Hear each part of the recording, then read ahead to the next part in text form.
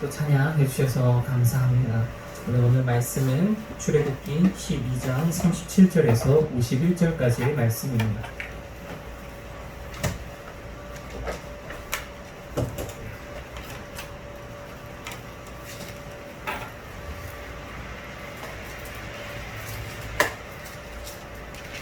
출애굽기 12장 37절에서 51절까지의 말씀입니다.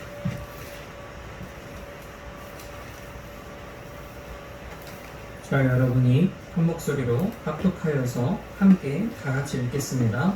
이스라엘 자손이 람셋을 떠나서 숫곳에 이르니 요아외에 보행하는 장정이 60만 가량이요 수많은 잡족과 양과 소와 힘이 많은 가축이 그들과 함께 하였으며 그들이 애굽으로부터 가지고 나온 발견되지 못한 반죽으로 무교병을 부었으니 이는 그들이 애굽에서 쫓겨남으로 지체할 수 없었음이며 아무 양식도 준비하지 못하였음이었더라.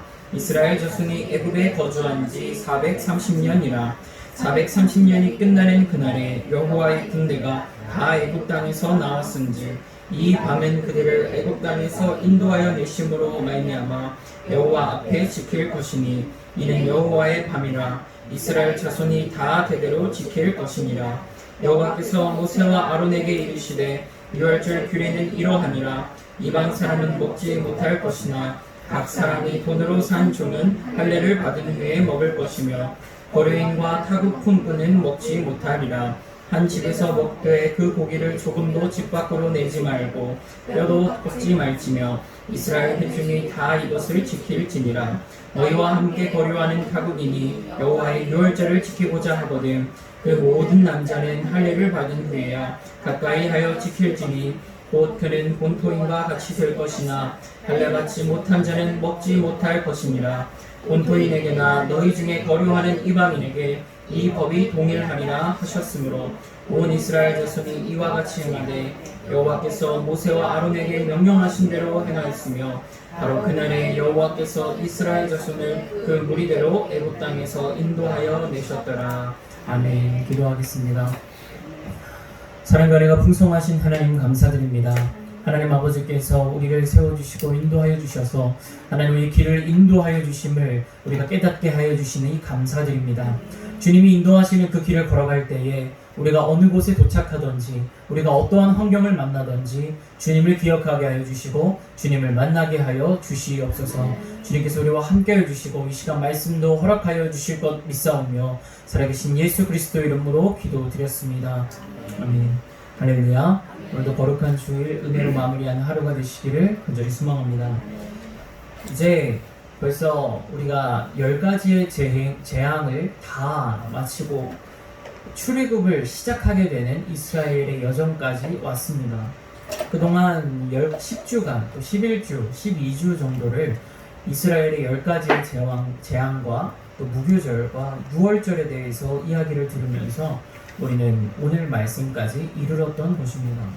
그간 우리가 계속해서 선포하고 듣고 나누었던 은혜와 말씀은 오늘 말씀의 열매를 얻기 위하여서 걸어온 여정인 줄로 믿습니다. 이것은 비단 우리에게뿐만이 아니라 이스라엘 사람들에게도 마찬가지였던 것입니다. 이스라엘 백성들이 수많은 고난과 모든 박해와 모든 어려움을 당할 때에 그들이 겪은 고난과 또한 이제 그들이 겪을 이 기적과 이적들은 오늘 있을 이 사건, 출애굽의 사건을 위하여서 하나님이 예비하시고 예정하시고 준비하셨다는 사실인 줄로 믿습니다. 그래서 오늘 열매가 여러분들의 삶 가운데도 임하시기를 간절히 소망합니다. 오늘 말씀에서 결국 이제 이스라엘 백성들은 애굽을 떠나게 됩니다. 애굽을 떠나는데 어떻게 떠나냐면 수많은 사람들이 모였다라고 기록하고 있습니다. 장정만 60만이다. 그래서 장정이라고 하면 20세에서 50세에서 60세가는 그러한 장정을 남자들을 이야기하는 것이에요. 그러면 그 장정과 더불어서 여성들도 있을 거 아니에요. 그러면 그것에 곱셈을 해서 120만 명 정도 된다. 그리고 거류하는 사람들과 타국인과 어린아이들과 노년에 이르는 사람들을 다 더했을 때에 그 사람들까지 다 더하면 대략 200만 명의 사람들이 된다라고 사람들은 그저 그렇게 대략적으로 측정해 봅니다. 그렇게 200만 명의 사람들을 함께 애굽 땅에서 나오게 되는 것이에요. 10가지의 재앙에서 마지막 10번째 재앙으로 자신의 첫째 아들을 잃게 된 바로 왕이 이제 그것을 보고 마음이 바뀌어서 보내게 되는 것이죠. 바로가 이스라엘 백성들을 보내고 나서 모세는 하나님 앞에 기도합니다. 그리고 이제 이스라엘 사람들과 함께 떠나게 됩니다. 그렇게 떠나는데 이스라엘 사람들은 수많은 인구와 더불어서 또한 수많은 양과 소, 그 당시에 양과 소는요 자신의 재물이라고 볼 수가 있는데 수많은 재산들을 가지고 나옴을 볼 수 있습니다. 분명히 이스라엘 백성들이 이집트에 들어갈 때에는 70여 명의 사람들이었다고요. 그 야곱과 함께 그 12아들이 가게 되고 그 12아들과 함께 더불어서 결혼을 하고 자녀가 되는 사람들이 70여 명이 되었는데 그 사람들이 들어갈 때 어떻게 들어간 것이냐? 배가 고파서 들어간 거예요. 먹을 것이 없어서 들어간 거예요. 결국 그렇게 해서 들어가서 살게 된 것입니다. 그러나 그러한 사람들이 들어갈 때는 그렇게 들어갔으나 나올 때는 거대한 민족을 이루고 거대한 국가를 이룰 수 있는 그러한 준비가 되어서 나오게 되었다라고 하는 사실입니다. 제가 벌써 그것이 10년도 더 전인 것 같아요. 언제냐면 10년이 아니군요. 제가 20살인 줄 알았어요. 한 20년도 더 전이었던 것 같은데 주몽이라는 드라마가 있었어요. 제가 어렸을 때인데 그걸 보면 참 웃긴 장면이 나와요. 어떤 장면이냐면 전쟁을 하는데 한 30명이 싸워요. 와 하고 쫓아가는데 한 30명이 막 그 산에서 말을 타면서 도망가고 또 30명이 뒤에서 쫓아가요. 그래서 그걸 보고 어린 생각에 저게 전쟁을 대략 한 3, 40명이서 하는 걸까? 그래서 그 당시에 저렇게 한 3, 40명을 할까? 하고 인터넷에 글을 썼어요. 지식인에다가 글을 써가지고 그 어린 마음에 왜 주몽에서는 그 현토군을 추출하러 갈 때 왜 사람이 한 3, 40명밖에 보이지가 않습니까? 주몽의 제작비가 문제입니까? 아니면 그 당시에 인구가 그렇게 적은 겁니까? 제가 이렇게 물어봤어요. 그랬더니 밑에 그 이제 답변이라고 사람들이 달았는데 진짜 옛날에는 사람이 적었을 수도 있겠네요. 그렇게 적는 거예요. 근데 생각해보면 우리나라 그 조선시대가 막 넘어와서 왜 우리 일제시대 때 우리나라 인구를 세보잖아요. 근데 그때 보통 인구를 우리나라 1500만이라고 하잖아요. 1500만. 근데 그 1500만은요 다 합쳐서 1500만이에요. 다 합쳐서. 그러니까 인구가 그렇게 많지는 않은 거예요. 생각보다. 그러니까 이 모세 시대 때의 인구가 200만 명이다. 200만 명이다. 물론 우리나라를 기준으로 보면 안 돼. 여기는 더 땅이 더 크고 더 제국이 되는 그러한 애국 땅에서 있었던 사람들이기 때문에 그렇긴 하지만 200만 명은 절대로 적은 숫자가 아닐 거예요. 그 당시에 결코 적은 숫자가 아니에요. 그 200만 명은. 그러한 무엇을 받은 것이냐? 다함이 없어. 할렐루야. 차고 넘치는 은혜를 받고 나온 거예요. 이스라엘 사람들이. 물론 그 과정에서 430년 동안 고난을 당하고 박해를 받았지만 애굽을 나설 때에는 200만 명의 사람들이 모였다. 그것은 어마어마한 민족의 부흥입니다. 할렐루야. 그것을 이제 하나님이 약속하신 걸 이루어 주셨어요. 이루어 주셨습니다. 그렇게 해서 이스라엘 사람들이 가게 되는데 그 다음에 또다시 43절 이하의 말씀을 보면 6월절이 하나님이 약속 규례를 또다시 이야기하세요. 6월절은요 이 11장과 12장 이 사이에 몇 번 나오는지 아십니까? 3번이나 나와요. 벌써 3번째예요. 이게. 하나님이요 간격을 정말 세밀하게 해주시고 6월절에 대해서 얘기하시고 무교절에 얘기하시고 6월절 얘기하시고 무교절 얘기하시고 또다시 오늘 6월절 얘기하시고 그 다음 13장 무교절 얘기하세요. 그만큼 중요하다는 겁니다. 너희가 이 출애굽을 하는 주체가 누구이고 누가 너희를 인도했는지 그것을 기억하는 것이 정말 하나님께서 중요하기 때문에 3번이나 하나님께서 이야기를 하신다는 거예요. 자, 그럼 그렇게 복받고 이제 하나님과의 관계도 쌓은 이스라엘 사람들이 그 고난을 겪었고 기다렸어요. 하나님을 기다리고 이제는 나아갑니다. 그러면 우리의 생각은 어떨까요? 이제 이스라엘 사람들이 나아가서 어디로 가야 하냐면 하나님이 출애굽기 4장 이하의 말씀을 보면 가나안 땅을 약속해 주세요. 가나안 족속, 여부수 족속, 히위 족속, 헷 족속 이렇게 얘기를 하시면서 하나님께서 그곳을 내가 이스라엘 너희 백성에게 다시 주겠다. 그것을 약속한 땅을 주겠다라고 얘기를 하세요. 그러면 오늘 말씀에서 이스라엘 사람들이 나아갈 때 이스라엘 사람들이 나아갈 곳이 어디냐? 그 가나안 땅이 됐어요. 맞아요. 그 이스라엘이라고 지금 불리는 팔레스타인 지역, 그 지역으로 하나님께서 애굽에서 이끌어내셔서 그곳으로 가야 맞습니다. 그런데 이스라엘 사람들을 데리고 나아간 곳이 어디냐? 광야라고 하는 거야. 광야. 광야라고 한 겁니다. 광야. 이 광야라고 하는 곳으로 하나님이 이끌어가세요. 왜 가나안 땅으로 가지 않으시고 하나님께서 광야로 이끌어가시는가? 하나님의 분명한 의도가 있다라고 하는 거예요. 하나님께서는 성경에서도 그 다음에도 계속 말씀을 출애굽기를 읽어보시면 아시겠지만 일부러 돌아가신다고 표현을 해요. 하나님께서 일부러 돌아가게 하셨다. 물론 그 가운데서 에돔 족속과 싸워야 되고 블레셋 사람들과 싸워야 돼서 그래서 하나님께 돌아가신 것도 있지만 이스라엘 사람들을 일부러 돌아가게 하셨다라고 하는 거예요. 그러면 광야가 무엇인가 우리가 생각해 봐야 될 것 같습니다. 왜 하나님은 이스라엘 백성들이 그 430년에 그 큰 복을 받고 그러한 가운데 모든 그런 선한 일의 출애굽의 열매가 왜 광야인가? 광야라고 하는 건 메마른 광야를 얘기하는 거예요. 사막을 이해하는 겁니다. 그 신광야라고 불리는 그 광야. 왜 하나님은 그곳으로 이스라엘 백성들을 인도하셨는가? 왜 그곳으로 인도하셨는가? 우리가 생각을 해봐야 돼요. 광야라는 말에 어원이 있습니다. 어원. 그 광야라는 말이 히브리어의 원어 중에서도 그 원어라는 단어에 어원이 있어요. 어원. 그 어원의 뜻이 무엇이냐면 정돈하다라는 뜻이 있어요. 정돈하다. 정돈하다, 약속하다, 명령하다, 준비하다 이런 뜻이 있어요. 이 광야라는 단어에 그 의미가 있다는 거예요. 하나님께서 그렇다면 이 의미와 더불어서 왜 광야로 보내시냐? 왜 출애굽의 열매가 광야여야 하는가? 하나님은 이스라엘 백성들의 영적 예배를 그 광야에서 준비하고 계셨다라고 하는 사실입니다. 할렐루야. 광야라는 곳이 그러한 의미라는 거예요. 하나님께서 이스라엘 백성들을 정돈시키셨다는 거예요.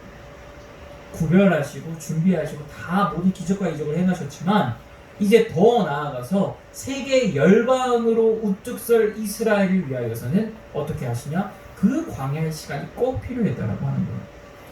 자, 보십시오. 유월절과 무교절에 대해서 우리들은요 이렇게 출애굽기의 말씀을 이 10가지의 재앙을 한 주 한 주 이야기하지 않았으면 사실 우리는 그렇게 많이 들어보지 못할 말씀이에요. 그러나 십계명이라든가 아니면 광야에서 있었던 그런 율법들에 대해서는 우리는 정말 많이 들어요. 예를 들어서 술 취하지 말라, 이는 방탕한 이런 말들 있잖아요. 그런 말들에 대해서 우리가 많이 들어봅니다. 왜 그런가 보았더니 하나님께서 그 광야에서 준비하는 과정이 너무나 중요했기 때문에 그 유월절과 무교절도 중요하지만 우리에게 있어서 그 광야에서의 40년의 규례와 율법과 우리 가운데 생활의 강령들이 우리 스스로에게도 더 크게 다가오게 되었다라고 하는 거예요. 한마디로 오늘 이 말씀이 준비되어지는 10가지의 재앙이 다 준비되어지고 그 모든 하나님의 섭리와 역사의 이야기의 끝에 도달하는 것이 바로 광야. 근데 광야는 끝이 아니잖아요. 끝이 아닙니다. 하나님이 그렇게 긴 이야기를 가지고 겨우겨우 거기에 딱 도착했는데 이야기는 거기서 끝나지 않는다는 거예요.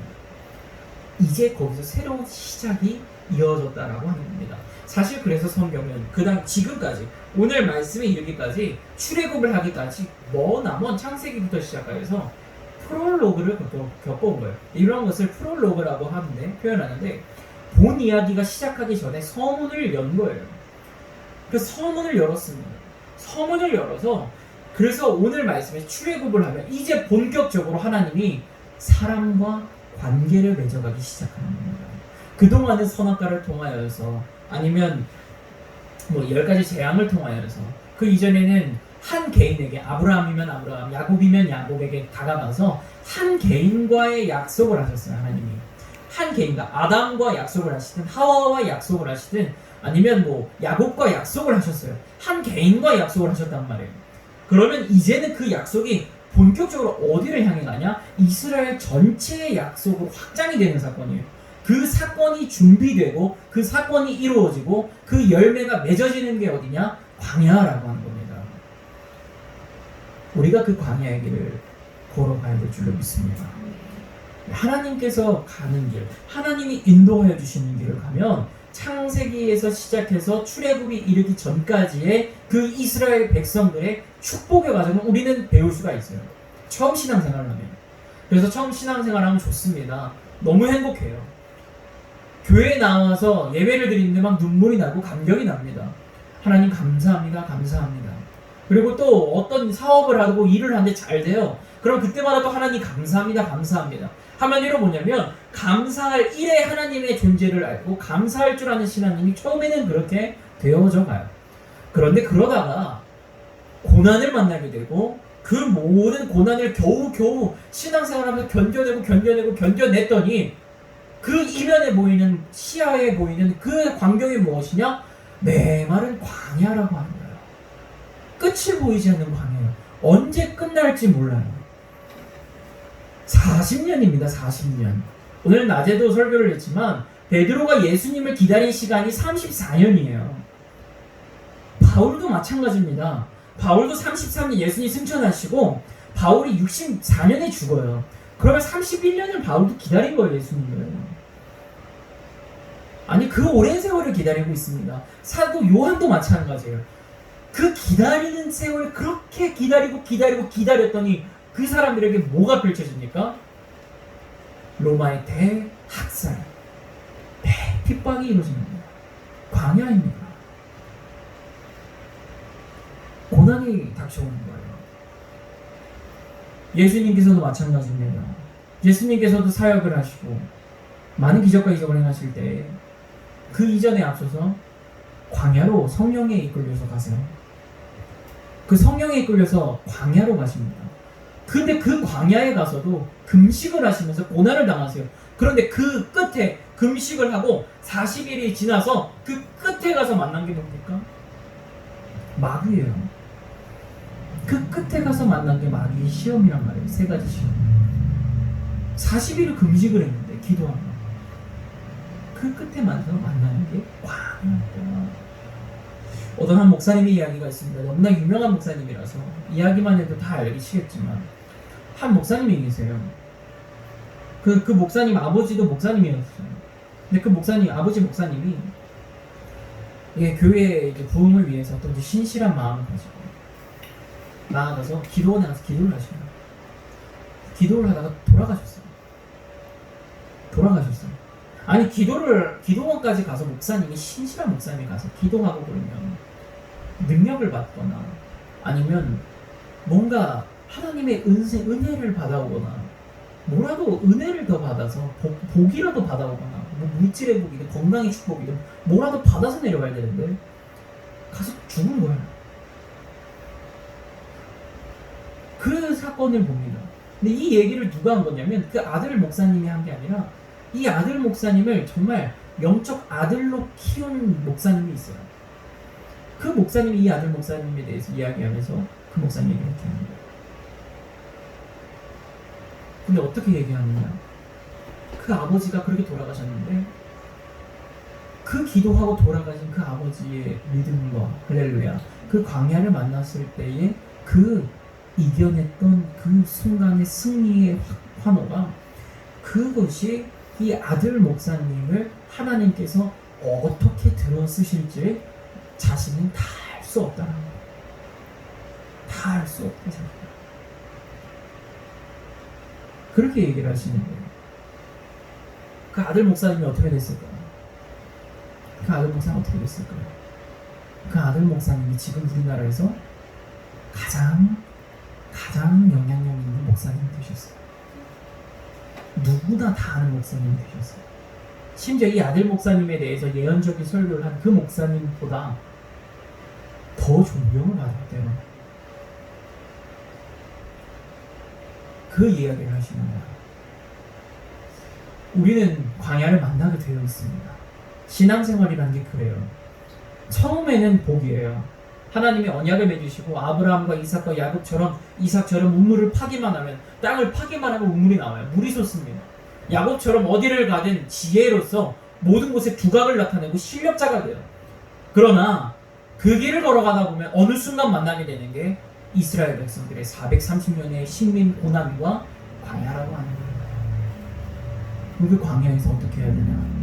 주의 말씀에 순종하는 정돈된 모습으로 준비되는 겁니다. 할렐루야. 주님이 가라하시면 가고 서라 하시면 설 수 있는, 주님이 나를 보호하여 주신다. 이 세상 것 아무것도 의지할 것 없는데 오직 신실하신 주님만이 나를 보호해 주신다. 그 훈련이 되어가는 과정이라는 거예요. 그 광야가. 이전까지는 그렇지 않아요. 이전까지 주님 주셔서 감사합니다 하지만 반대쪽에서는 또 다른 게 뭐냐면 세상 사람들이 나에게 잘해줘도 감사, 때로는 마귀가 나한테 좋은 일 해주면 그것도 감사, 분별 없는 신앙생활을 살아가요. 나에게 이익이 되는 신앙을 살아가는 사람입니다. 그러나 그 사람에게 광야가 닥쳐지고 이제 고난이 다가오고 그 시험이 다가올 때에 그 사람이 하나님의 말씀에 순종하고 오직 주를 의지함으로 나아가면 그때에 하나님이 이 준비된 사람을 가나안 땅에 넣으신다는 거예요. 그 가나안 땅에 넣으신다는 게 무슨 말이냐? 하나님이 이제 민족적인 율법을 가지고 민족적인 규례, 민족적인 약속을 하셨다는 거예요. 그 민족적이라는 건 무슨 말이냐? 이제 하나님이 세계의 열방을 향해 나아갈 준비를 하셨다는 겁니다. 성경은요 부분으로 되어 있어요. 그 부분인데 이러한 것을 모두 이어보면 거대한 하나의 이야기가 되어가는 거예요. 아까도 창세기에서 여기 출애굽의 과정까지가 프롤로그라고 했어요. 그 모세의 출애굽을 통하여서 이제 본 이야기가 시작돼요. 하지만 이것 또한 부분의 이야기예요. 왜냐하면 이러한 부분의 이야기가 어디까지 이어지냐? 세례 요한까지 이어지게 돼요. 이스라엘 백성들이 왜 이렇게까지 살아야 하는가? 왜 하나님이 이렇게 이 사람들을 세우고 이 사람들에게 고난이 닥쳤지만 그들에서 다시 세워지고 하나님을 끝까지 잊어버리지 않게 유월절과 무교절을 계속해서 강조하시면서 그 백성들을 지켜나가셨는가? 예수 그리스도의 탄생으로 본 이야기가 시작된다는 거예요. 예수 그리스도의 본 이야기가. 그래서 예수님을 통하여서 그 이야기가 시작이 된다라고 하는 겁니다. 여러분들이 이것을 우리의 마음속으로 믿음으로 받으시기 바랍니다. 그 예수님께서 오늘 우리에게 우리 삶의 작은 이야기에 광야를 던져 주실 줄로 믿습니다. 사람에게는 누구나 이야기가 있어요. 저는 저희 이야기가 있고 여러분들 각자에게는 각자의 이야기가 있단 말이에요. 서론, 본론, 결론이 누구나 기승전결이 사람에게 다 있어요. 시작이 있고 끝이 있다는 거예요. 근데 그 이야기가 만났을 때 어떻습니까? 전체의 줄거리에 맞는 이야기는 그 이야기에 인용이 돼요. 들어가게 돼 있어요. 그러나 전체의 이야기에 들어가지 못한 다른 이야기는 거기서 빠지게 되어 있어요. 이게 무슨 말이냐? 이 세상의 전체의 줄기가 무엇입니까? 이 세상의 전체 줄기의 이야기의 주체가 누구예요? 하나님이라는 거예요. 저자가 하나님이에요. 하나님이 써내려가시는 글이에요.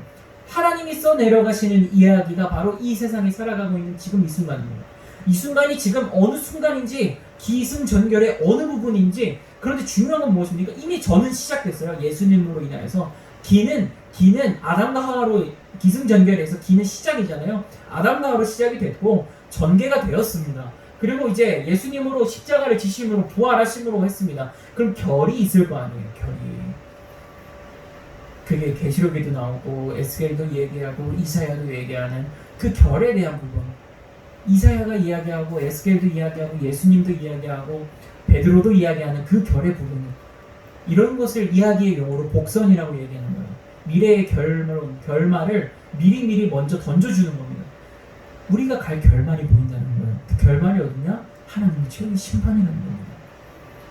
심판을 우리가 기억하며 나아갈 때에 그 이야기를 걸어가는 과정에 꼭 필요한, 우리가 이 거대한 줄기에 들어가는, 하나님의 설화에 들어가는 방법이 무엇이냐? 우리가 그 이야기의 모습을 닮아가는 겁니다. 그러면 어떻게 해야 되냐? 오늘 말씀처럼 광야로 갈 준비를 해야 돼요. 우리 삶의 광야가 사실 우리가 간다고 하지만 우리가 신앙생활을 잘하다 보면 하나님이 이끌어 주세요. 그 길로 인도해 주십니다. 우리가 놀랍게도 우리가 지금 광야에 있다는 걸 아는 순간이 와. 내 삶이 지금 광야구나. 내 삶이 광야구나. 그러면 어떻게 해야 됩니까? 주의 말씀을 기다리는 수밖에 없어요. 오늘 하루 주시는 만나를 기억해야 돼요. 한마디로 그게 뭐냐면 오늘 주시는 은혜를 사모해야 돼요. 하나님은 어떠한 모양으로 누구를 통해서든 여러분들에게 분명히 만나를 주세요. 그걸 먹고 말고는 누구에게 달려있냐? 나에게 달려있어요. 이스라엘 백성 모두에게 만나를 주셨지만 그걸 다 먹은 게 아니었어요. 처음에 이게 뭐야? 안 먹어. 이게 뭐야? 안 먹어. 이랬단 말이에요. 근데 그러다가 어떻게 합니까? 그 만나를 다 먹어요. 그런데 어느 날 또 어떻습니까? 그 만나는 다 먹지만 불평하기 시작해요. 다른 것도 먹고 싶어요. 하나님 다른 것도 먹고 싶어요. 내 입맛에 맞는 걸로 먹고 싶어요. 그게 무엇이냐? 하나님이 여러분들에게 매일같이 합당한 차고 넘치는 은혜를 부어주시는데 우리가 막 다른 은혜를 사모하는 길이에요. 이게 다 우리의 삶입니다. 광야의 삶이요 우리의 삶과 똑같아요. 은혜를 오늘도 만나의 은혜를 사모하는데 그게 아니라 다른 은혜를 사모하는 거예요. 그럼 그때 이스라엘 백성이 메추라기를 달다시피 우리는 막 다른 은혜를 달라. 하나님 이거 해주세요. 저거 해주세요. 하나님 저 복을 주세요. 저 사람에게 주셨던 것처럼 나에게도 메추라기를 주세요. 메추라기 은혜를 주세요. 그렇게 점점 가다 보면 두 갈래로 나뉘는데 어떻게 되냐? 가나안 땅에 들어가는 사람으로 가게 되고 아니면 거기에 광야에 영원히 머무는 사람이 되는 거예요. 광야는 끝나게 되어 있어요. 광야는 끝납니다. 성경에서 하나님께서 끝까지 광야에 남기시지 않아요. 광야는 끝납니다. 우리가 그것을 바라보면서 어떻게 살아가야 될까? 오늘 우리는 우리에게 합당한 은혜가 무엇이고 사실 우리는 지금 다 광야에 던져져 있어요. 그 속에서 우리가 어떻게 살아갈 것인가? 다른 것 없습니다. 오늘 주님의 말씀하시는 것 그것대로 살아가야 될 줄로 믿습니다. 오늘 주님이 주시는 은혜가 있습니다. 그 은혜를 사모하시기 바랍니다. 이 은혜는 제가 뭐라 말할 수 있는 은혜가 아니에요. 제가 감히 얘기할 수 있는 은혜가 아니에요. 여러분과 하나님과의 관계에서 주님이 주시는 마음이요 하나님이 여러분들에게 던져주시는 마음이고 여러분들이 그 은혜로 말미암아 오늘 하루도 살아가고 내일도 희망이 있을 수 있는 삶의 이야기인 줄로 믿습니다. 그 은혜를 사모하시고 내일 하루도 견뎌내시고 온전히 이번 한 주간도 승리하시고 내 이 광야를 마칠 때에 그 가나안 땅에 들어가듯이 내가 저 하늘나라에 갈 때에 내가 주님 앞에 나아가겠습니다. 이 고백이 여러분들의 삶 속에 있기를 간절히 소망합니다. 기도하겠습니다. 사랑과 은혜가 풍성하신 하나님 감사드립니다. 하나님 아버지께서 우리를 사랑하여 주시고 이끌어 주셔서 아버지 우리가 지금 광야의 한복판에 서 있습니다. 아버지 주님이 가라 하실 때 가고 서라 하실 때 설 수 있는 믿음이 우리에게 있게 하여 주시옵소서. 살아계신 하나님을 만나게 하여 주시고 살아계신 하나님의 말씀에 귀 기울이게 하여 주시고 주님 주시는 은혜를 매일같이 사모하여서 주님 주시는 만나의 은혜에 자족하며 만족하는 우리가 되게 하여 주시옵소서. 그러하여 하나님 아버지 우리가 그 길의 끝에서 주님을 보게 하여 주시고 주님 주시는 은혜로 말미암아 아버지께 잘했다 칭찬받는 충성된 종이라 칭찬받는 주의 종들 주의 백성들 다 되게 하여 주시옵소서. 주께서 함께해 주실 것 믿사오며 살아계신 예수 그리스도의 이름으로 기도드렸습니다. 아멘. 하늘에 계신 우리 아버지여 이름이 거룩히 여김을 받으시오며 나라가 임하옵시며 뜻이 하늘에서 이루어진 것 같이 땅에서도 이루어지리이다. 오늘날 우리에게 일용할 양식을 주옵시고 우리가 우리에게 죄 지은 자를 사하여 준 것 같이 우리의 죄를 사하여 주옵시고 우리를 시험에 들게 하지 마옵시고 다만 악에서 구하옵소서. 나라와 권세와 영광이 아버지께 영원히 있사옵나이다. 아멘. 감사합니다. 우리 하나님 앞에 영광의 박수 드리겠습니다. 감사합니다.